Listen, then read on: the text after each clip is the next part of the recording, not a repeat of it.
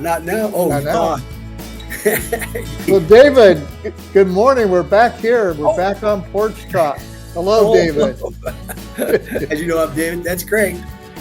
I'm right here, right to the side of you. Good morning to you folks. How you doing today? And this is Porch Talk.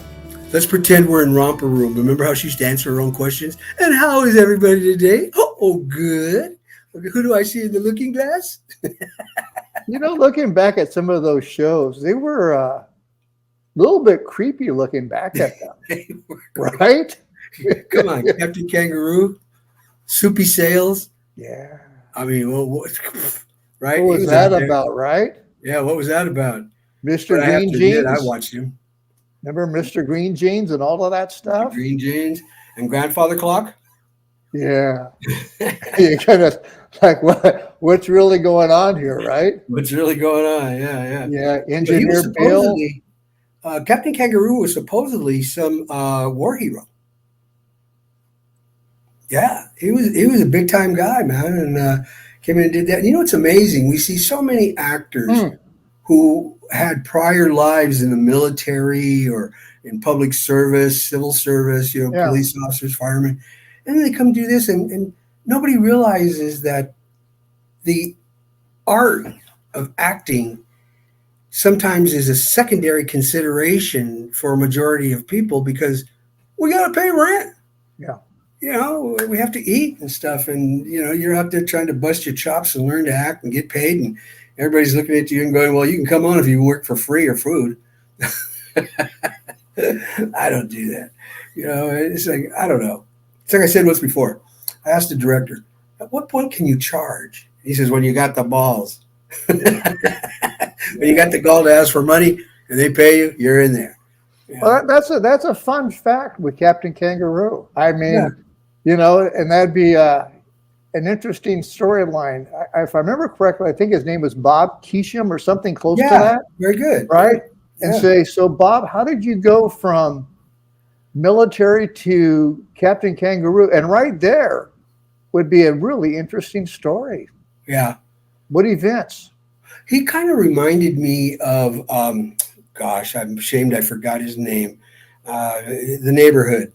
It's a beautiful day. In the neighborhood. David. See, I had to get you to try to remember, and you forgot. Now you're taking me down with you. A wonderful day. Yeah. It's a beautiful day in the neighborhood. I know. See, I can't think of him. Me But I either. know But anyway, I think they're on equal par. He reminds Captain Kangaroo's demeanor reminded me of him. Yeah. So it was. But anyway, we grew up. So what are we talking about today? Well, I'm looking here at a note from our last episode. We were talking about auditioning. Oh. And we had a number of people still on that topic. And one area that still has questions still came up as a result was about taped auditioning. And we had made comment that we go off the taped auditions as far as the first round. And then, of course, you give redirects, which I'll come back to that. But a question that somebody had asked, and it's a good question, that in taped auditioning, let's say, in your opinion, David, and I'm going to ask this also, let's say, as an actor, that because before, let's say, going more into filmmaking, that submitting oneself off a taped audition, it strikes me, let's say, as an open book test. Like how can you fail a taped audition, right? And you can I mean, in theory, and you can watch taped auditions of actors on YouTube, like before they became famous, like Brad Pitt and all of these actors. And yet we will see taped auditions. Let's say we'll get 10 auditions or whatever for a role. And some are good and some aren't so good. And so in your opinion, all these taped auditions, and a person can take as many takes as they want to try to get it right. And yet some, like you can see a taped audition of a Brad Pitt or any one of these actors, some stand out, and some, it doesn't matter how many times they do it, it just flat. It doesn't work. So in your opinion, and as an acting coach and as a director, why do some pop and some just, it ain't happening? My first thought is, of course, talent, because unlike an open book math test or Yeah. geography, the answer's in the book. There are no answers in the book here for actors. The answer's in their own opinions or the opinions of others that they trust to critique their work. And oftentimes, the sheer lack of talent will do that. I don't care how many times you try to do it. If you don't have talent, it's not going to happen. And by talent, I don't necessarily mean a born with gift, but an understanding that can be honed. I don't think anybody's born knowing how to weld, but yet that is an extreme talent, welding. That's a very critical talent Right. in the industry. And those that do it well, not to brag, my father-in-law is one of those. He can MIG, TIG, he does all of it. He did a statue that's on display in San Jose of aluminum. Incredible work. The artist hired him to assemble it for him. So talent is one thing, but then there's this other thing. It's like you said, Brad Pitt doing one that didn't Yeah. shine. Well, interpretation is important. How do you take apart a script and understand psychologically where that character's coming from? In terms of auditions, there's two ways to look at auditions for me: reading the script and forming an idea of the mental state and the objective of that character and in that scene, what they're trying to accomplish with the other Mhm. person. And that can be worked a lot of different ways. Let's say you read a script, they give you some sides, you're at an audition. You Right. read it and you get an idea. You see it blatant right out there by the adjectives they use, the Hmm. verbs that are used as to what your actions are, what your mental state is. And you got it. Well, one of the things I've always found interesting was to do exactly the opposite. Change it all the way around. And the reason being is this: think of those people, casting agents, casting directors, whoever is sitting there watching these auditions. Yeah. After the 50th audition, they're going, "Oh my God, I got a headache. I need a beer, something." Uh, so, and the reason being is they've seen the same interpretation over and over and over and over and over and over and over all day. And Yes. you come in and you do something totally off the wall, opposite, so out Yes. of contrast to what it's really going on. You call their attention to it, and they go, "Whoa, that was interesting. I might not have chose those, but that was pretty good. How about this?" And then you'll start getting them to talk to you and giving you some other direction to go somewhere. The auditions that I was capable of succeeding in, that's what I did. That's generally how it went down. And the Hmm. other thing is not being afraid of who you're auditioning for. They're not God. They're people just like you. They eat, they poop, they do everything just like you do. The only difference is they're in charge of that audition. Yeah. So, how do you get on equal plane with them? How do you do that? Well, I've always felt that auditions need to be a little sometimes aggressive, depending. If you're playing a love scene, of course not. If you're Mhm. playing a scene where somebody's, melancholy and, reminiscing of one's person who maybe passed, that's different. But most auditions are based on something aggressive, I see a lot of times. But let's say those are the types of films you want to go for, action films. Hmm. Well, what are they looking for? They're looking for dynamics. They're looking for strength. They're looking for somebody who's leading the charge, right in there after them. I've I actually walked towards the casting director, sat on the table on the edge right in front of her, and put my face right up next to her face and said my line, and then turned around, walked away, and I got cast. She was like, she was intimidated. But you see, that meant that she felt it was real because she had an Yeah. emotional reaction. And that's what you want to get out of these directors, an emotional reaction. If everybody's coming in doing the same thing, they get stale with that. So my advice is one, first of all, once you figure out what's going on, script analysis, understanding what your character's objective is, what their mental state is, what actions you want to use, go for it. Don't worry about those people. They don't pay your rent.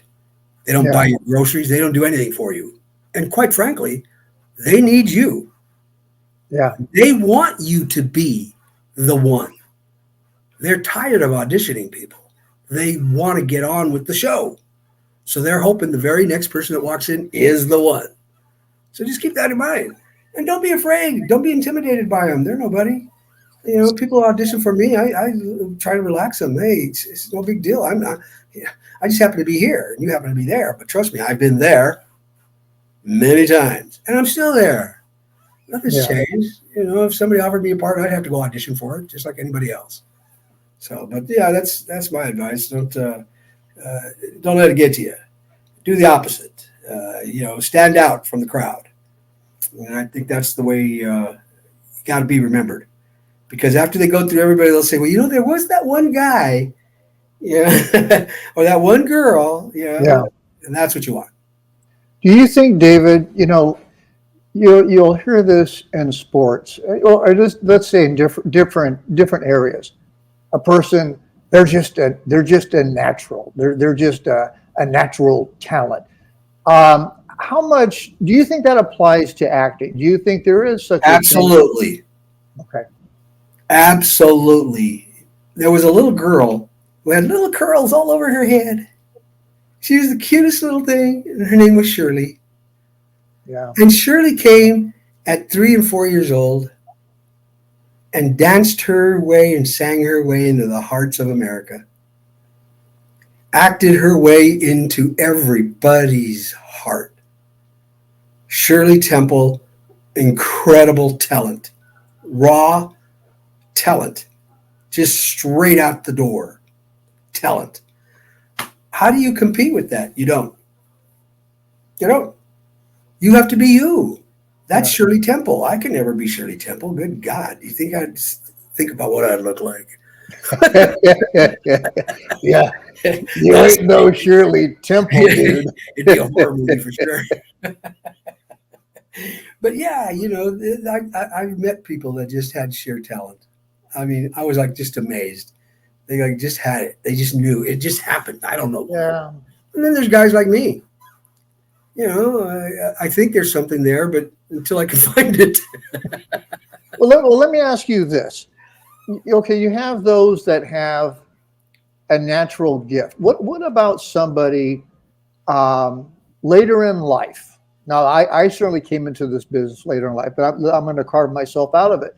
But we've had different people write to us that I've always wanted to act. I've always wanted to do this. And maybe just life got in their way. They raised kids. They were busy. They had stuff going on. They had stuff going on. But maybe they're in a position now that they've always wanted to give it a go. But maybe they live somewhere that it's inconvenient. I don't know, that they don't have, they're in the middle of nowhere.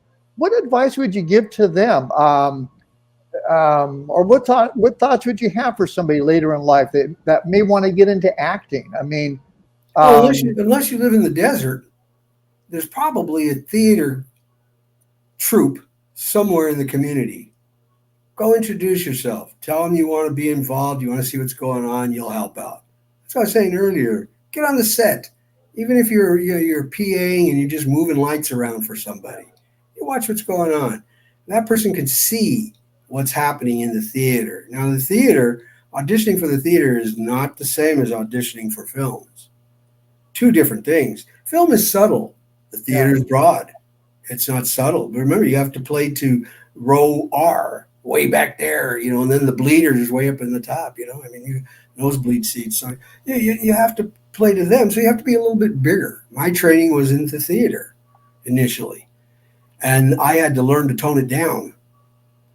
Okay, I had to make myself tone it down. Yeah. And the way I did that was by looking at the camera, through the camera, and seeing people. Then I realized if I wanted to do say there was a person way over on the other side of the stage, but I want to make sure the bleeder seats see me, and I'm smiling at this girl, flirting with her. Then I'm like, but if it's on camera, it's a little subtler. Yeah.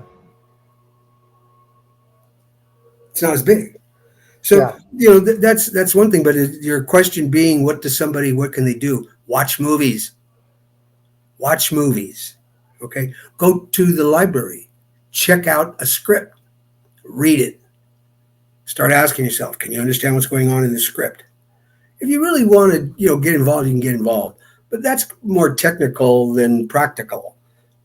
In that, I'm talking about developing an understanding as opposed to developing your ability. Hmm. There's a difference.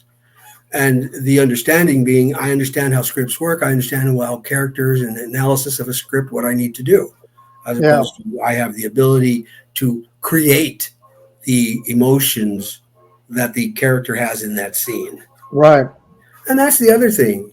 Explore your own emotions. If you're a person who's very emotional, you may have to hold on to those a little bit.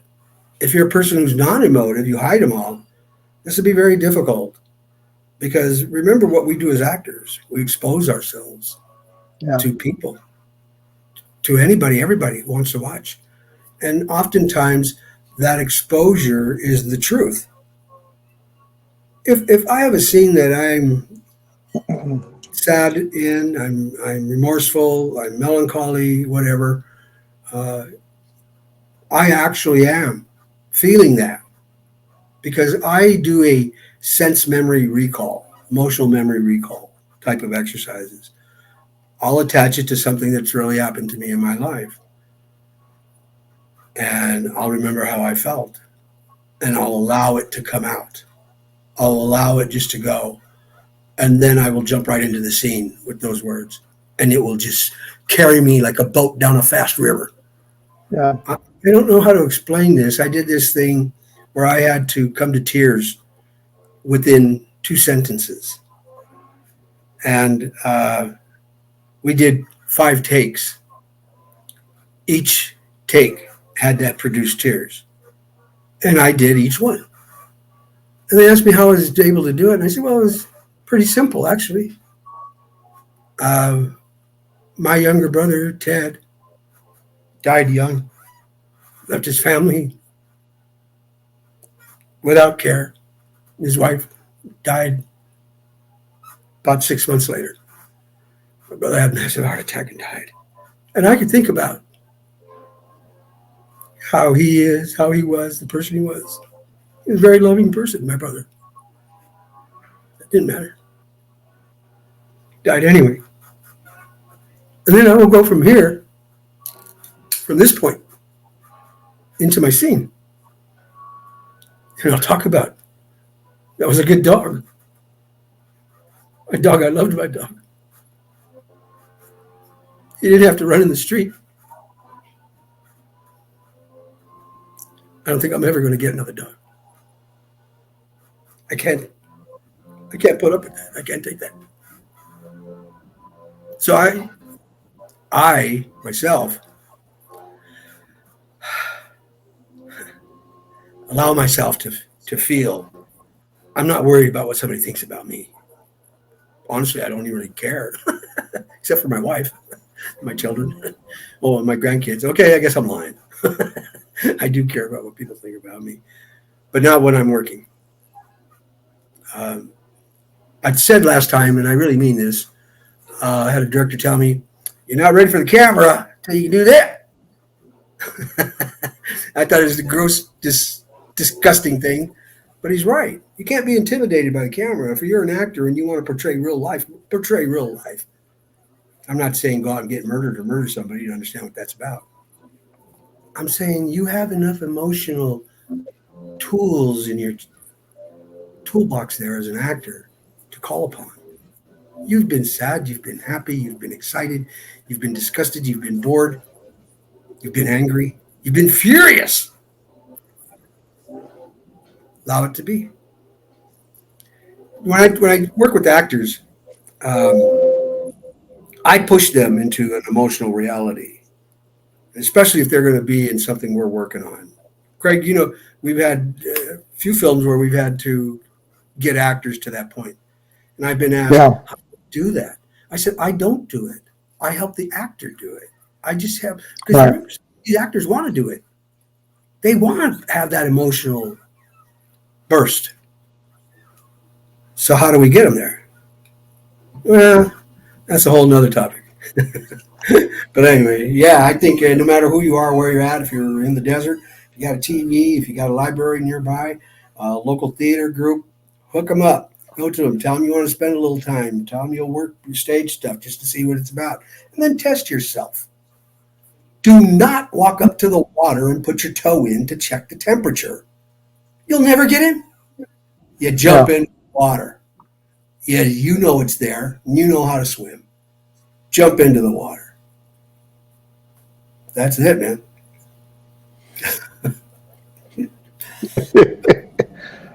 That's really true, man. Yeah, Yeah, it's home. you just don't wade in, do you? Cannot. I won't get in the water if I do that. I got to just go jump in Yeah. and heck with it. Yeah, and I You think got to life's do a cannonball. You There got to you go. do a cannonball. Yeah. Off the top of your head, David, with our films, how many actors do you think that we have hired that had no previous roles they played in a film? We've had some, right? Yeah, we've had a few. We had Yeah, lead in one of them. Really didn't have a strong film background. Did some local little commercial things and some home right, types, but no real feature credits or anything like that. We've had a few, and I have no problem working with new people who've never had work. If they can give right, themselves to the part and it's real, and here's my real thing, can they take direction? You come with a right, mindset about a character and I like it, and I say, okay, I'm going to change it all the way around, and I want you to come back to me before the end of the right, day. An actor who does that, I'm going to hire him. right. I'm going to give him a job. I'm going to give him a chance. Because I've had a lot of people tell me, well, gosh, why would you hire a new actor? I go, well, I think we were all new actors at once. At one At some point, point. Brad Pitt was a Well, new you actor. might, well, you might want to touch on that because the taped audition, at least for us, and I think really speaking for anybody as filmmakers, gets you noticed. But you kind of touched on this, the redirects, because the way that we operate, and I think most filmmakers, that gets you in the door. And now, let's say with you, David, you're going to be working closely with the actor with redirects, and they'd be submitting off the redirects. And you may want to touch on that, the importance, like what you're just touching on, especially a newer actor. And let's say they don't have much or any film credits. Can they take the redirect? So you may want to touch on the importance of taking a redirect because, whew, that's so important. Things change on set. I'll be on set and I have an idea of what's going on in my head, and then the actor will do something totally different, and then I got to get the actor to see what I'm talking about. Yeah, So redirect, especially in auditions, when and as Craig started out this conversation with, by golly, I hope it's good. It's an open book exam. yeah, Let's say they turn in a really good audition tape, then I will take it and I will give them direction totally opposites and everything else of what they did to come back to me. Because if you can't take direction, I can't work with you. Now, don't get me wrong. I've had moments where I asked an actor, as I do with every scene before we shoot it, I say, okay, you guys know what's going on here. Let me see what you got. And sometimes they do something that I'm like, wow, I didn't think of that. Let's keep that. Let's do that. And I won't interfere anymore. But if they can't, then I will most definitely tell them that let's try this. Let's do it this way. Let's do it that way. And most of the time, the actors are very capable of doing it. And here's why. I direct in terms of adjectives and verbs. hmm, What are you doing to the person? What do you want from them? What's your mindset? Are you happy? Are you sad? Are you angry? What? Are you horny? What is it? What do you want? yeah, And then you go after it. Now, what are you willing to do to get it? Depends upon what your state of mind is. If you're angry, you might be willing to belittle, condemn. You hear those words? You could act those. As soon as I said them, you had a picture in your mind physicalizing those words. That's what's so incredible about all of this stuff. And most actors, they don't understand actions. I get back to this constantly because it drives me nuts. I'll ask an actor, do you know what an action is? And they'll say, yeah, it's when the actor moves from this point to that point. No, that's not what an action is. An action is something you do to somebody to get something from them. Like you beg them, you comfort them, you plead with them, you demand of them, you challenge them, you tease them, you flirt with them. You see all those? You can act every one of those. Now, depending upon what you want, will determine what you're willing to get it, what you will do to get that. So if you want the secret formula from the guy that's got it, are you going to flirt with them? Yeah, I don't think so. Probably going to threaten them, challenge them, demand. You hear those words? See, those are active words. Jerry Gardino was an actor in Hollywood for a long time. He was an acting coach. He did a master's program at UCLA. I was fortunate enough to audition for and got in. And he changed me completely around from my Stanislavskian torment and said, if you really want to work the way Stanislavski works, you got to understand the difference between a state of mind and an action that may demonstrate that state of mind. And I said, So, and it's so simple. I mean, it's so simple. What does the words "I love you" mean? It can mean I'm going to kill you. Yeah, I love you. I mean, if I told you to plead and say it, you could do it. Reject. Yeah, I love you. I mean, it's simple stuff.